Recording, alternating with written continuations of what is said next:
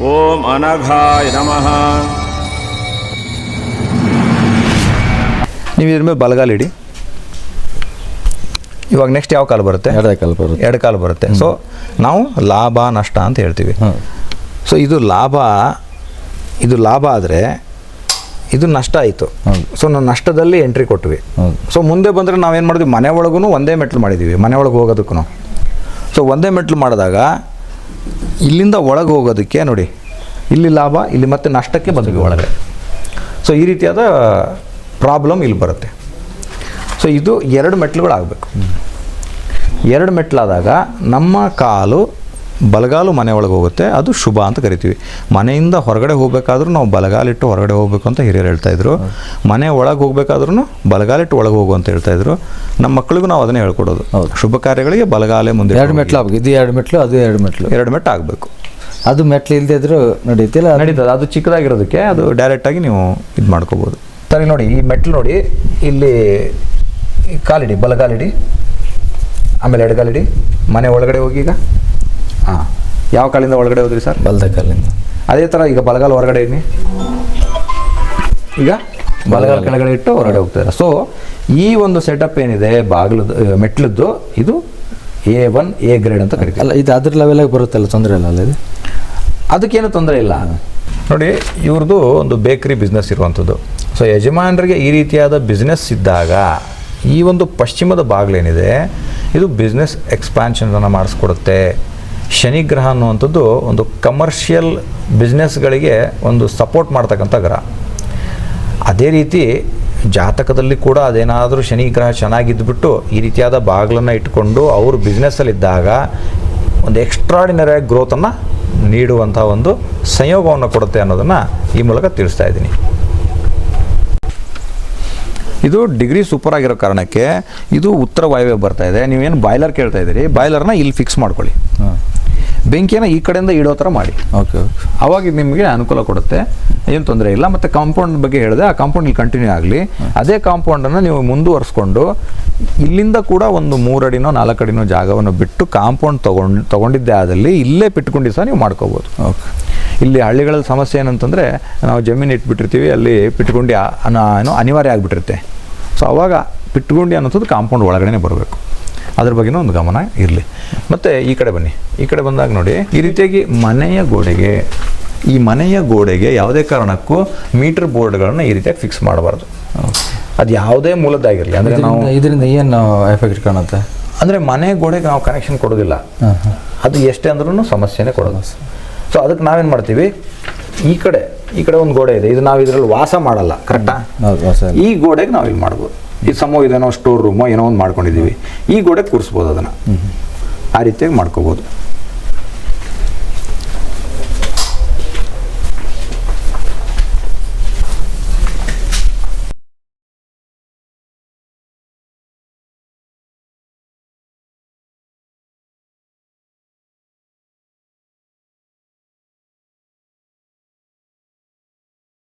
ನಾವು ಇಲ್ಲಿ ಆಲ್ರೆಡಿ ನಮ್ಮದೊಂದು ಮನೆ ಇದೆ. ನಮ್ಮ ಮನೆ ಇದ್ದು ನಾವು ಈ ಮನೆಗೆ ಕಾಂಪೌಂಡ್ ಹಾಕ್ಕೊಳ್ಳದೆ ಇದ್ದಾಗ ಈ ಮನೆ ಉತ್ತರಕ್ಕೆ ಬರ್ತಾ ಇದೆ. ಸೊ ನಾವು ಉತ್ತರಕ್ಕೆ ಭಾರವನ್ನು ಕಂಪ್ಲೀಟಾಗಿ ಹಾಕ್ತಾಯಿದ್ದೀವಿ. ಸೊ ಅಲ್ಲಿ ನಮ್ಮ ಫೈನಾನ್ಷಿಯಲ್ ಗ್ರೋತ್ ಇನ್ನೂ ಜಾಸ್ತಿ ಆಗಬೇಕಿತ್ತು, ಆದರೆ ಅಲ್ಲಿಗೆ ನಾವೇ ಅಲ್ಲಿಗೆ ಸ್ಟಾಪ್ ಮಾಡಿಸಿದ್ದೀವಿ. ಇದು ನಮ್ಮ ಕೈಯಿಂದ ನಾವೇ ಮಾಡ್ಕೊಳ್ಳೋವಂಥದ್ದು. ಸೊ ಇದಕ್ಕೆ ಒಂದು ಕಾಂಪೌಂಡ್ ಇದ್ದಾಗ ಇದರಲ್ಲಿ ಒಂದು ಎನರ್ಜಿ ಏನು ಬರುತ್ತಲ್ವ, ಆ ಎನರ್ಜಿ ನಮಗೆ ತುಂಬ ಹೆಲ್ಪ್ಫುಲ್ ಆಗಿರುತ್ತೆ. ಈ ಒಂದು ಈಶಾನ್ಯ ಭಾಗದಲ್ಲಿ ಈ ರೀತಿಯ ಕಟ್ಟಾಗಿರುವಂಥದ್ದು ಯಾವುದೇ ಕಾರಣಕ್ಕೂ ಒಪ್ಪೋದಕ್ಕಾಗಲ್ಲ. ಮೊದಲ ಸಂತಾನ ಮತ್ತು ನಮ್ಮ ಮೊದಲನೇ ಸಂತಾನ ಆಗಿರ್ಬೋದು, ನೀವು ಮೊದಲನೇ ಸಂತಾನನೇ. ಹಾಗಾಗಿ ನಿಮಗೆ ಹೆಚ್ಚಿನ ಒಂದು ಎಫೆಕ್ಟನ್ನು ಕೊಡುತ್ತೆ. ಯಾವ ರೀತಿಯಾಗಿ ಅಂತಂದರೆ ಟೆನ್ಷನ್ಗಳನ್ನ ಜಾಸ್ತಿ ಕೊಡುತ್ತೆ, ಸ್ವಲ್ಪ ಕೆಲಸಗಳಲ್ಲಿ ಹಿನ್ನಡೆಯನ್ನು ಕೊಡುತ್ತೆ. ಆಗುವಂಥ ಕೆಲಸಗಳು ಇನ್ನೂ ಸಮೃದ್ಧಿಯಾಗಿ ಆಗಬೇಕಾಗಿತ್ತು, ಆದರೆ ಆಗ್ತಾಯಿಲ್ಲ ಅನ್ನುವಂಥದ್ದು. ಕೆಲವೊಂದು ಕೆಲಸಗಳು ಸ್ಟಾಪ್ ಆಗ್ತವೆ. ಇನ್ನು ಈ ರೀತಿಯಾಗಿ ಕಟ್ಟಾದಾಗ ಏನಾಗುತ್ತೆ ಅಂದರೆ, ನಮಗೆ ಸಿಗ್ತಕ್ಕಂಥ ಫ್ರೆಂಡ್ಸ್ ಏನಿದ್ದಾರೆ ಅವರಿಂದ ನಾವು ಮೋಸ ಹೋಗ್ತೀವಿ. ನಮ್ಮ ಸಂಪೂರ್ಣ ಬುದ್ಧಿಯನ್ನು ಅವರು ಉಪಯೋಗಿಸ್ಕೋತಾರೆ, ಅದರಿಂದ ಅವ್ರು ಲಾಭ ಮಾಡ್ಕೋತಾರೆ. ನಾವೇನಾದ್ರು ಪಾರ್ಟ್ನರ್ಶಿಪ್ ಮಾಡಿಬಿಟ್ರೆ ನಮ್ಮ ಜೊತೆ ಯಾರು ಪಾರ್ಟ್ನರ್ ಆಗಿದ್ದಾರೋ ಅವರು ನಮ್ಮ ಸಿಂಹಪಾಲು ಲಾಭವನ್ನು ಅವ್ರು ತೊಗೊಂಡು ಹೋಗ್ತಾರೆ, ನಮ್ಮ ಕೈಗೆ ಅಷ್ಟೋ ಇಷ್ಟೋ ಕೊಡ್ತಾರೆ. ಈ ರೀತಿಯಾದ ಒಂದು ಎಫೆಕ್ಟನ್ನು ಈ ಒಂದು ಮೂಲೆ ಕೊಡುತ್ತೆ. ಇದರಲ್ಲಿ ಅಪ್ಯಾಯಮಾನವಾದ ಒಂದು ಅಪೋರ್ಚುನಿಟೀಸ್ ಅಂತ ಕರಿತೀವಿ ಈಶಾನ್ಯವನ್ನು. ನಮಗೆ ಬರಬೇಕಾದಂಥ ಏನು ಅಪರ್ಚುನಿಟಿ ಇದೆಯೋ ಅವೆಲ್ಲವನ್ನು ಇದು ತಡೆ ಹಿಡಿದು ಬಿಡುತ್ತೆ. ಇದರಿಂದ ವಿದ್ಯಾಭ್ಯಾಸಕ್ಕೆ ಏನೋ ತೊಂದರೆ ಆಗುತ್ತಾ? ಈಶಾನ್ಯ ಈ ಥರ ಆದಾಗ ವಿದ್ಯಾಭ್ಯಾಸ ಸ್ವಲ್ಪ ವೀಕ್ ಆಗುತ್ತೆ, ಅದಂತೂ ಹೌದು. ಸಂಪೂರ್ಣ ಈಶಾನ್ಯ ಕರೆಕ್ಟಾಗಿರಬೇಕು ನಮಗೆ. ಇಲ್ಲಿಂದ ಬರುವಂಥ ಕಾಂಪೌಂಡು ಇಲ್ಲಿ ಎಕ್ಸ್ಟೆಂಡ್ ಆಗುತ್ತೆ. ಸೊ ಇಲ್ಲಿ ನಮ್ಮದೊಂದು ಮಾರ್ಕ್ ಇದೆ ನೋಡಿ, ಇಲ್ಲಿಗೆ. ಅಂದರೆ ಇದು ಒಂದು ನಮ್ಗೆ ಅಲ್ಲಿಂದ ಒಂದು 10-12 ಅಡಿ ಬರುತ್ತೆ. ಸೊ ನಮ್ಮ ಮನೇನೂ ಆಲ್ಮೋಸ್ಟ್ ಒಂದು 11 ಅಡಿ ಇರೋದಕ್ಕೆ ನಾವು ಆ 11 ಅಡಿ ಕಾಂಪೌಂಡನ್ನು ಇಲ್ಲಿ ಹಾಕೋಬೇಕು. ಪಶ್ಚಿಮಕ್ಕೆ ದಕ್ಷಿಣಕ್ಕೆ ನಮ್ಮ ಮನೆಯ ಹೈಟಿನ ಅರ್ಧ ಇರಬೇಕು, ಅಂದರೆ 5.5-6 ಅಡಿ ಮೀರಬಾರ್ದು ನಾವು. ಪೂರ್ವಕ್ಕೆ ಮತ್ತು ಉತ್ತರಕ್ಕೆ ಅದರ ಹೈಟು, ಬಿಲ್ಡಿಂಗ್ ಹೈಟ್ ಎಷ್ಟಿದೆಯೋ ಅಷ್ಟು ಇರಬೇಕು, 10ರಿಂದ 11 ಅಡಿ ಕಾಂಪೌಂಡ್. ಆ ರೀತಿಯಾಗಿ ಇಲ್ಲಿ ಕಾಂಪೌಂಡನ್ನ ಹಾಕೋಬೇಕು. ಇಲ್ಲಿ ಹೈಟ್ ಇರಬೇಕು, ಇಲ್ಲಿ ಹೈಟ್ ಅಲ್ಲ, ಬಿಡ್ತು ಅಲ್ಲಿಂದ ನಮ್ಮ ಮನೆ ಎಷ್ಟು ಗ್ಯಾಪ್ ಇರಬೇಕು. ಅದು ಹೌದು, ಮನೆ ಇದು 4 ಅಡಿ ಬಂದು ಸಾಕಲ್ಲ, ಹೈಟ್ 4 ಅಡಿ ಸಾಕು. ಹೈಟ್ ಬಗ್ಗೆ ಯಾಕಂದರೆ ಇದು ಒಂದು ಆಲ್ರೆಡಿ ಕಾಂಪೌಂಡ್ ಇದೆ ನಮ್ಗೆ ಸೇಫ್ಟಿಗೆ. ಇದು ಸೇಫ್ಟಿಗಲ್ಲ, ಇಟ್ಸ್ ಫಾರ್ ಡಿಫ್ರೆನ್ಸಿಯೇಷನ್. ನಮ್ಮ ಪ್ರಾಪರ್ಟಿನ ಡಿಫ್ರೆನ್ಷಿಯೇಟ್ ಮಾಡೋದಕ್ಕೆ ನಾವು ಮಾಡ್ಕೊತಾ ಇರೋಂಥ ಕಾಂಪೌಂಡ್. ಮತ್ತು ಈ ಮನೆಗೆ ಬಲ ಬರಲಿ ಅಂತ ಮಾಡ್ಕೊತಾ ಇರೋದು. ಸೊ ಅದು ಅಷ್ಟೇ ಸಾಕಾಗುತ್ತೆ. ಮತ್ತು ಇದಕ್ಕೆ ಗೇಟು ಇಲ್ಲಿ ನೋಡಿ, ಈ ಮನೆಗೆ ಈ ಗೇಟು, ಈ ಗೇಟಿನ ಕಂಬ ನೋಡಿ, ಈ ಮನೆಯ ಬಾಗಿಲಿಗೆ ಕುತ್ತು ಬರ್ತಾ ಇದೆ. ಕುತ್ತು ಅನ್ನಂದರೆ ತಡೆ ಅಂತ. ಆಗೋ ಕೆಲಸಗಳು ನಿಧಾನ, ಆಗೋ ಕೆಲಸಕ್ಕೆ ಹಿನ್ನಡೆ ಆಗುವಂಥದ್ದು, ಸ್ಟಾಪ್ ಮಾಡಿಸುತ್ತೆ. ಆ ಸ್ಪೀಡ್ ಬ್ರೇಕರ್ ಥರ ಇದು. ಗಾಡಿ ಏನು 80ರಲ್ಲಿ ಹೋಗ್ತಾ ಇರ್ತೀರ, ಸ್ಪೀಡ್ ಬ್ರೇಕರ್ ನೋಡಿದ್ರೆ ಬ್ರೇಕ್ ಆಗ್ತಿರ ತಾನೆ, ಕೆಲಸಗಳು ಬ್ರೇಕ್ ಆಗ್ತವೆ. ಸೊ ಅದು ಇದರ ಎಫೆಕ್ಟ್. ನೀವು ಹೈಟ್ ವ್ಯತ್ಯಾಸ ಮಾಡಿರೋದಕ್ಕೆ ನಿಮ್ಗೆ ಆ ಥರ ಆಗಿರೋದು. ನೀವು ಹೈಟ್ ಏನಾದರೂ ಸೇಮ್ ಮೇಂಟೈನ್ ಮಾಡಿದರೆ ಆ ಸಮಸ್ಯೆನೇ ಬರ್ತಾ ಇರಲಿಲ್ಲ. ಇಲ್ಲೇನು ಎಂಟ್ರಿ ಆಗ್ತೀರಿ ನೀವು 2 ಮೆಟ್ಲಿಂದ, ಸೊ ಎಲ್ಲ ಕಂಟಿನ್ಯೂಟಿ ಆಗ್ಬಿಡ್ತಾ ಇತ್ತು. ಸೊ ನೋಡಿ, ಇದು ಮುಖ್ಯ ಬಾಗಿಲು ಇವ್ರದ್ದು. ಇಲ್ಲಿಂದ ನಾವು ಒಳಗಡೆ ಬಂದರೆ ಈ ಬಾಗಿಲು ಮನೆಯ ಗೋಡೆಗೆ ಟಚ್ ಆಗಬೇಕು. ಈ ರೀತಿಯಾಗಿ ಇದು ಇಲ್ಲಿ ಬನ್ನಿ, ಒಳಗೆ ಬಂದು ತೋರಿಸಿ, ಇಲ್ಲಿ ಬನ್ನಿ. ಮನೆಯ ಬಾಗಿಲು ಗೋಡೆಗೆ ಟಚ್ ಆಗಬೇಕು. ಈ ರೀತಿಯಾಗಿ ಟಚ್ ಆಗದೆ ಇದ್ದರೆ ಏನಾಗುತ್ತೆ ಅಂದರೆ ಮನೆಯ ಗಂಡಸರಿಗೆ ಬಲವನ್ನು ಕಡಿಮೆ ಮಾಡಿಬಿಡುತ್ತೆ. ಅದೊಂದು ಪ್ರಾಬ್ಲಮ್ ಇರೋದಕ್ಕೆ ನಾವೇಂತೀವಿ ಮೇನ್ ಯಜಮಾನ. ಯಾಕಂದರೆ ದುಡಿಮೆ ಮಾಡೋದು ಯಜಮಾನ ಆಗಿದ್ದಕ್ಕೆ ಯಜಮಾನಿಗೆ ಬಲ ಇರಬೇಕು, ಬ್ಯಾಕ್ ಸಪೋರ್ಟ್ ಇರಬೇಕು. ಅವ್ರಿಗೆ ಯಾವುದೋ ಒಂದು ರೀತಿಯ ಸಪೋರ್ಟ್ ಬರುತ್ತೆ. ಅದು ಟಚ್ ಆದಾಗ ಶುರು ಆದಾಗ ಯಾರೋ ನಿಮ್ಗೆ ಹೆಲ್ಪ್ ಮಾಡ್ತಕ್ಕಂಥದ್ದು, ಒಂದು ಸಪೋರ್ಟ್ ನೀಡ್ತಕ್ಕಂಥದ್ದು ಇರುತ್ತೆ. ಸೊ ಇಲ್ಲಿ ವೀಕ್ಷಕರೇ, ಈ ಬಾಗಿಲನ್ನು ತೋರಿಸ್ತಾ ಇದ್ದೀನಿ. ಈ ಬಾಗಿಲು ಬಹಳ ಸುಂದರವಾಗಿದೆ. ಮುಖ್ಯವಾಗಿ ಈ ವಿಡಿಯೋ ಮಾಡೋಕ್ಕೆ ಕಾರಣನೇ ಈ ಬಾಗಿಲು ಅಂತ ತಿಳ್ಕೊಂಬಿಡಿ ನೀವು. ಯಜಮಾನ್ರಿಗೆ ನಾನು ಇದಕ್ಕೆ ಭಾಳ ಅಪ್ರಿಷಿಯೇಟ್ ಮಾಡ್ತೀನಿ.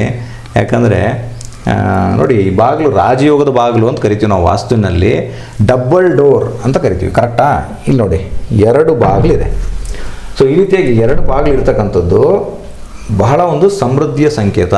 ಅದರ ಜೊತೆಗೆ ಒಂದು ಈ ಕಡೆ ಇರ್ತಕ್ಕಂಥ ಒಂದು ಗಂಡ, ಇದು ಹೆಂಡತಿ.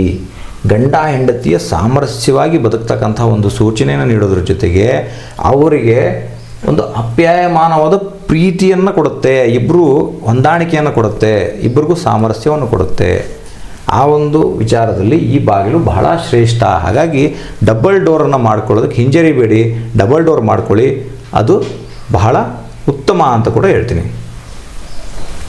ಸರ್, ನಿಮ್ಮ ಜೊತೆ ಕನಿಷ್ಠ ಒಂದು 2-3 ಗಂಟೆಯಿಂದ ನಿಮ್ಮ ಜೊತೆ ಇದ್ದು ನಿಮ್ಮ ಮನೆಯ ಸಂಪೂರ್ಣ ವಿಚಾರಗಳನ್ನು ನಿಮಗೆ ತಿಳಿಸ್ಕೊಟ್ಟಿದ್ದೀವಿ.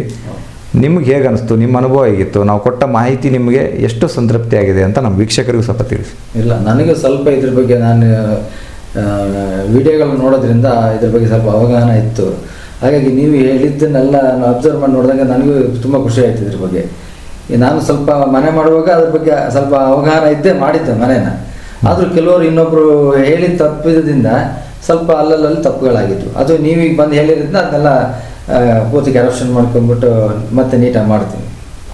ನೋಡಿ, ಅವ್ರಿಗೂ ಸ್ವಲ್ಪ ನಾಲೆಜ್ ಇತ್ತು, ಆದರೆ ಅವರಿಗೆ ಸಿಕ್ಕಿರೋ ಮಾಹಿತಿನೇ ತಪ್ಪಾಗಿದೆ. ಈ ರೀತಿಯಾಗಿ ಮಾಹಿತಿ ತಪ್ಪಾಗಿ ಸಿಕ್ಕಾಗ ಅವರಾದರೂ ಏನು ಮಾಡ್ತಾರೆ? ಹಾಗಾಗಿ ನಾನು ಅನ್ನೋದು, ನಿಮ್ಮ ವಾಸ್ತು ಸಲಹೆಗಾರರನ್ನ ತುಂಬ ಪರಾಮರ್ಶೆ ಮಾಡಿ ಆಯ್ಕೆ ಮಾಡ್ಕೊಳ್ಳಿ. ಒಮ್ಮೆ ಒಬ್ಬರನ್ನ ಆಯ್ಕೆ ಮಾಡಿಕೊಂಡ್ರೆ ಮತ್ತೆ ಮತ್ತೆ ಮತ್ತೆ ನೀವು ಕನ್ಫ್ಯೂಷನಲ್ಲಿ ಹೋಗ್ಬೇಡಿ. ಒಬ್ಬರನ್ನ ಆಯ್ಕೆ ಮಾಡುವಾಗಲೇ ಫೈನಲ್ ಮಾಡ್ಕೊಳ್ಳಿ, ಒಬ್ಬರನ್ನ ಫಾಲೋ ಮಾಡಿ. ಏನಂತೀರಾ ಸರ್? ಹೌದು, ಕರೆಕ್ಟ್. ಅದು ನಾವು ಯಾವ ಫಸ್ಟ್ ಆಯ್ಕೆ ಮಾಡ್ಕೊತೀವೋ ಅವ್ರನ್ನೇ ಫಾಲೋ ಆದರೆ ಅದು ಖಚಿತವಾಗಿರುತ್ತೆ. ಹೌದು. ಮತ್ತೆ ಯಾರೋ ಇನ್ನೊಬ್ರು ಹೇಳಿದ್ರು ಅಂತೇಳಿ ಮತ್ತೆ ಡೈವರ್ಟ್ ಆದರೆ ಮತ್ತೆ ಅದು ಎಲ್ಲ ಚೇಂಜ್ ಆಗ್ತಾನೆ ಇರುತ್ತೆ. ಹೌದು, ಮೈಂಡ್ ಚೇಂಜ್ ಆಗುತ್ತೆ, ಹೇಳಿರೋ ವಿಚಾರಗಳು ಚೇಂಜ್ ಆಗ್ತವೆ. ಅವ್ರಿಗೇನು ಗೊತ್ತಿದೆ ಅಷ್ಟು ಹೇಳ್ತಾರೆ. ಹೌದು. ಬಟ್ ಇಷ್ಟು ಡೀಪಾಗಿ ನಿಮಗೆ ಪ್ರತಿಯೊಂದು ವಿಚಾರನೂ ಬಿಡಿಸಿ ಹೇಳಿದ್ದೀನಿ. ಹೌದು.